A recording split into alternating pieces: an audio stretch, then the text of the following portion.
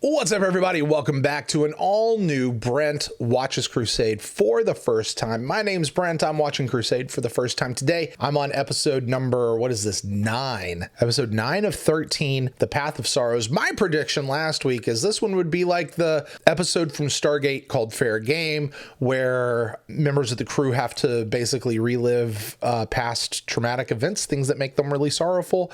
Why? Because that was the episode of Stargate that we released on Patreon when we recorded last week's episode. That's why. So I got nothing better than that. Is that what happens? Probably not.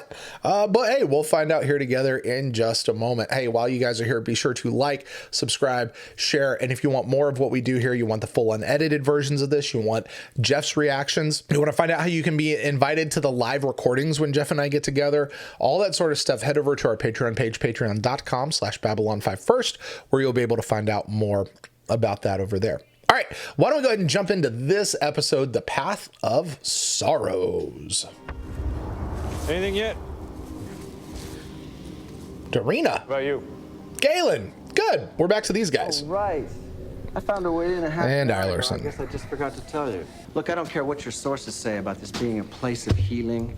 It's not worth our time. His hair is very Nothing coiffed. we got can cut through it. We really are. Maximilian. I've got tech that you don't know about.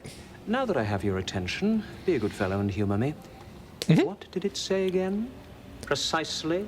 Enter freely through the path of sorrows. Oh, Jeff was right. They're at a planet and they got to go do a thing where it's going to put them through a test. He just stuck that thing into his jacket. Waste not, want not. Haven't you found a way in yet? No, I have. Why am I saying it so You disgustedly? failed. Have you ever failed before? He's trying to get a rise out of her, isn't he? To you desperately to find a way through a wall like this, and you failed. Am I in the middle of the episode right now? It feels like I'm in the middle of an episode. She's got a black eye, dude. What's that all about? He had to get a tear so he can push it on the door, and that's the key that opens it, right? Thank you. Dude, that tear is staying awful wet on his hand. Like a lot of times that... There it goes. Dude, Galen, you're just a jerk for that, man. Like, I get why you did it, but man... Big old jerky McJerk face. Coming? Is that an alien? Is that a Pakmara? Is this the Pakmara homeworld? Kind of looks like a Pakmara. All right, so I very much feel like we're in the middle of an episode here, but clearly we're not. Jeff and I might have got this one. We might have nailed the prediction on this one. If so, I'm kind of not looking forward to this episode because it feels like it's going to be a heavy episode. Honestly, I'm not in the mood for a heavy episode. I'm just like, I'm going to put that out right now. Brent, in this moment right now, as I'm sitting down to record, I'm just not in the mood for a heavy episode. So I'm going to take what they give me, but let's see what happens. You know me like few ever have or ever will, and you use that knowledge unfairly. No. He knows I said her? required no special knowledge. Tell me something. Have you ever apologized for anything you've done? Just the once. I'm not picking up any other rooms or passages. This would appear to be all there is. Eilerson's hair and makeup look really good in this episode. More like a stasis bubble. Hey, there's a life form in there.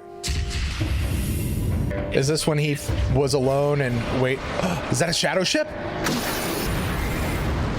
Was that a shadow ship? Didn't kind of look like one, but it kind of did all at the same time. It's trapped. No food, no water. We're Doesn't taking need it. back with us. Sure, that's a good idea. Now. Okay, that thing doesn't look right. I don't know what you're saying, but I know what you're saying. Also, it kind of looks like a Mewtwo from Pokemon. I've never met anyone who wasn't. What do you expect? The truth. Where's the light coming from? Like, the light goes on and off. Right. Like, So if I say, yeah, I'm in pain, So what? What's it to you? You don't even know me. this thing's acting like a Vorlon. What the hell's it doing out here? Get us the hell out of here. It's coming in. It certainly looks like a shadow ship, but it doesn't all at the same time. So this is the thing that we just heard about. He got left for dead out there once, and he was wondering if somebody would come by, and somebody did. This is Ensign Matthew Gideon of the Earth Alliance destroyer Cerberus. To unidentified ships, I need your help. My ship has been destroyed. There'll be no one left to speak for the people. The Cerberus. Did we know that was his ship prior to the Excalibur? Or as an ensign, as a young man? A young man? He's very well lit for being out in the middle of space. Dude, that doesn't look Earth. I wonder who this is. I wonder if it's the Stribe or the Streeb or whatever their names are. Well, you're taking off your helmet in an alien ship. How do you know that it's safe to breathe? Wow, as an ensign to a captain, he has the exact same hairstyle. That butt part, that 90s butt part down the middle. You're safe now. Oh, is this how we met Galen? Those are Techno-mage ships. Okay. President Clark wants this cleared up as soon as possible. When Clark was in office. So if Crusade starts 5 years past the end of season 5, Clark had been president for 4 years prior. So this could be up to 9 years prior to where we are. Can you go from ensign to captain in 9 years? That seems, I don't know. I don't have 100. I've only got 50. Stakes 100. Call or fold. Would you accept some collateral? Well, it depends. What have you got? I'm told it's old. Real old. Oh, is that the box? Mankind, even. It's an apocalypse box. Have you ever heard of an apocalypse box? An apocalypse box. It gives you an edge. But I'd be willing to put it up for collateral if you'll accept it. Does that mean if he wins the hand, he gets the apocalypse box? Or only if he can't pay the other 50? Right. What have you got? 2 pair? He did all that on 2 pair with an 8 high. What? What? Sorry. It's yours. That's collateral would mean he would actually still need to pay the $50, and if he doesn't, then dude gets to keep the thing. You don't know what it's been. It lies. You know that? It lies.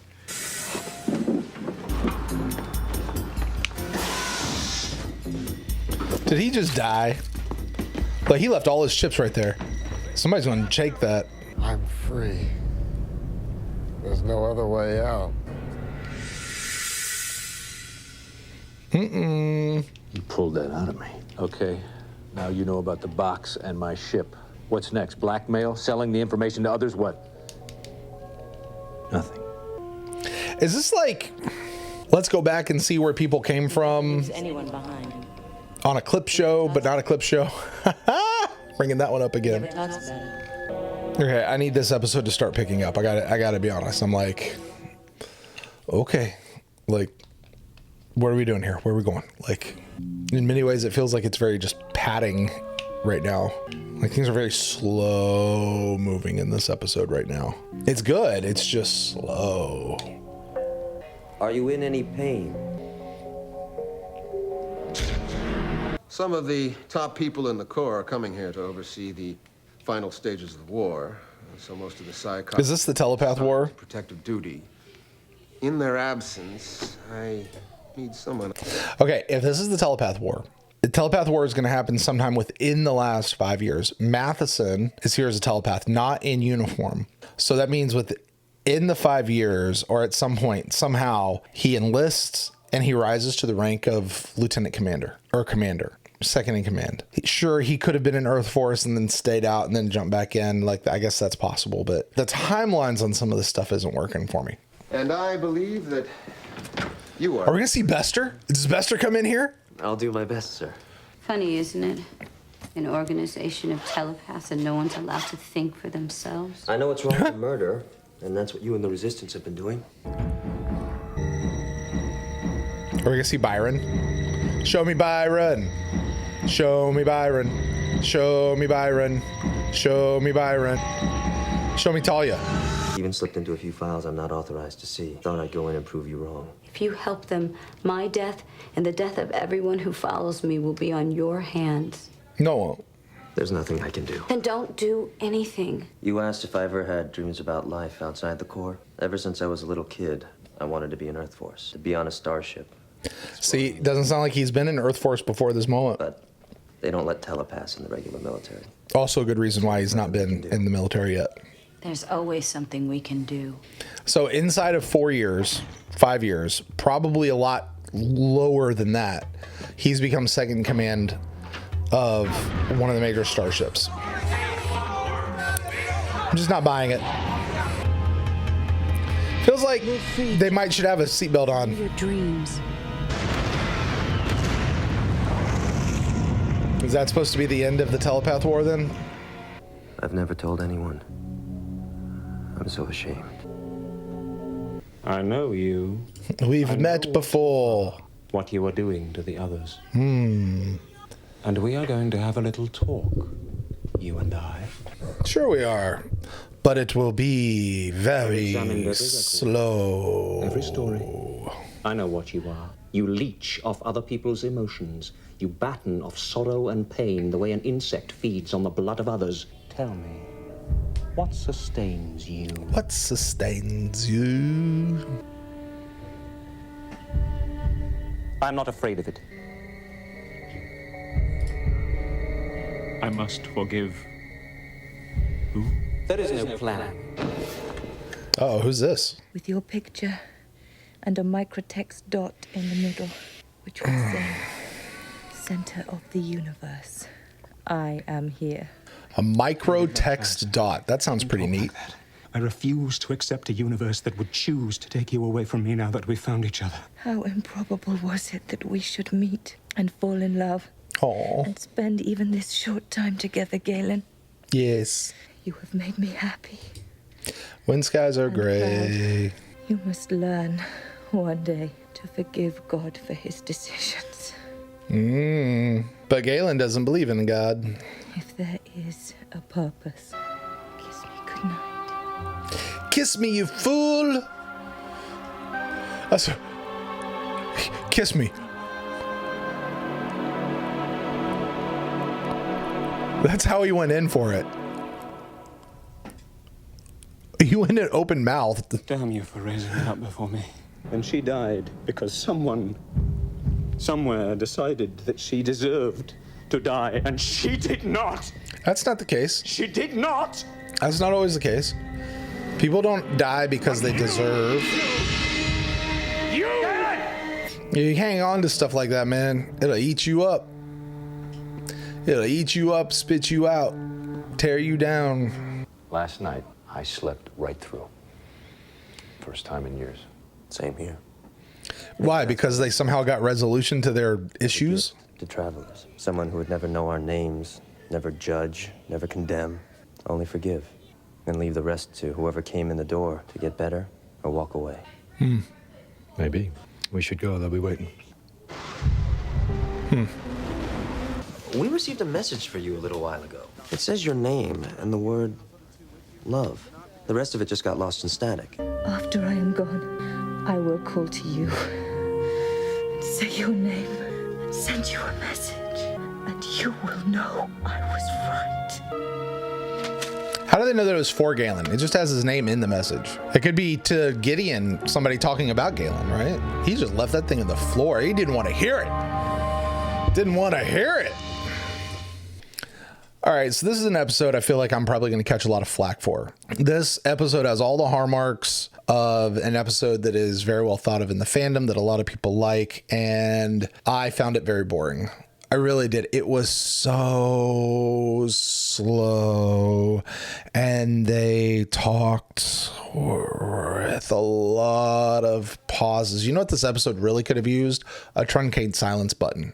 So just suck all the silence out. If you did that, this episode's like 32 minutes, maybe less than that. Also, I'm not really sure what we got out of this. Probably foreshadowing. We learned where Gideon got the, what they call it, the apocalypse box. Add some context to that, I guess. Got a little bit more into Galen's backstory. Found out that Matheson was probably the cause of the telepaths losing the telepath war, or the whatever. We also found out that timelines here just seem absolutely incredible, from when people go to low level to not even enlisted and to high level officers. So yeah, it was just slow, and I fail to see the point of this. You know, a lot of you are probably gonna. I can see the comments now, because it happens with episodes like this. Oh, you don't understand great acting, or you don't understand. Not everything has to be pew pew pew, and I get that. Like, but I don't know. This is. Anyway, I'm sorry, guys. I'm sorry. I really wish I liked this one more. I really wish that I would have gone through this one. I wish that I would have the rest of the series for this one to come back and make sense, because what this episode also feels to me like is an episode like Duet from Deep Space Nine. Like the first time you see it, you're just kind of like, whatever. But the more you see it, the more you go back, the richer it gets. It feels like this one could be like that, you know? But a lot of times that is viewed through the lens of what happens much later in the series. And I just don't think we're going to get that from this particular episode. So anyway, that's going to do it for me. Hey, you guys come back on Monday. Jeff's going to join me. We're going to talk about this episode. You know, last week, I really liked the episode and Jeff didn't. Maybe this week I'm on the other side and Jeff really liked this episode and he'll be able to maybe convince me or bring me along in the process. Is that what's going to happen? I don't know. We'll find out. But you guys come back on Monday and we'll do that together. Hey, thank you guys so much for hanging out with me here on YouTube, and I appreciate that. Be sure to smash that like button, hit subscribe to the channel if you haven't done so yet. And if you want more content from Jeff and I, head over to patreon.com/Babylon5 first. All right, guys, I'm going to get out of here. Thank you guys so much. We'll talk to you guys next time. Take care.